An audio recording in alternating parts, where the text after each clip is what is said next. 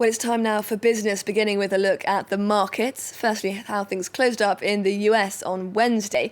Losses very much across the board on Wall Street, with the Dow closing down almost 2%, the S&P 500 ending down 2.15%, and the Nasdaq ending a little lower still. Well, as for Asia this Thursday, it's a very similar picture. The Nikkei in Tokyo down 1.73%, the Shanghai Composite down 0.74%, the Kospi in Seoul down 0.4%, and the Hang Seng in Hong Kong down just over 0.9%, as you can see there. Inflation in the US soared to its highest level in over a decade in April. The Consumer Price Index jumped 4.2% compared to a year earlier. That's the fastest pace since 2008. Prices rose 0.8% from the previous month. Christian Lawrence, senior market strategist at Rabobank NY, spoke to France 24 about the link between inflation and the market sell-off and why investors are so anxious. I think the link comes down to interest rates. Tech companies in particular enjoy an environment of very low interest rates. And essentially, the stock market is concerned that rising inflation won't be transitory, as the Fed is suggesting at the moment.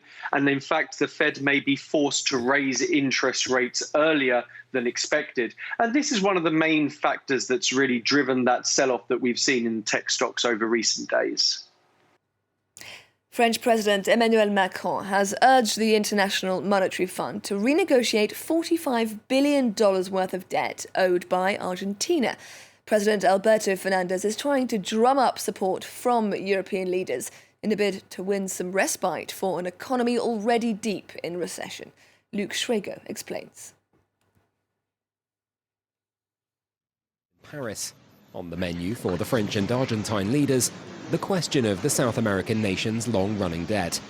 Buenos Aires is currently seeking to push back and restructure an economic aid repayment to the IMF, something France supports. Nous souhaitons que l'Argentine parvienne dès que possible à un accord avec le Fonds monétaire international pour un programme permettant de rétablir la stabilité macroéconomique du pays. Y yo quiero públicamente agradecerle al presidente de Francia porque en todo este tiempo siempre Francia nos acompañó. Gracias. Merci beaucoup. The Argentine president wasn't just in Paris either. He made the visit as part of a marathon diplomatic tour across Europe, and it's borne fruit for Alberto Fernandez as he picked up support in both Portugal and Spain for his initiative ahead of negotiations with the IMF. The stakes are enormous. Over the next 3 years, Argentina's due to pay back almost all of the $45 billion it borrowed in the face of crushing economic woes under the previous government of Mauricio Macri. It's left the country in a race against time and raised the spectre of another default on payment after it defaulted last year for the second time in 2 decades to a group of private creditors.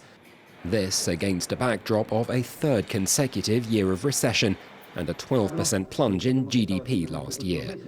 After years of austerity, the Argentine government is looking to do everything it can to avoid similar measures, with 42% of the population now living in poverty.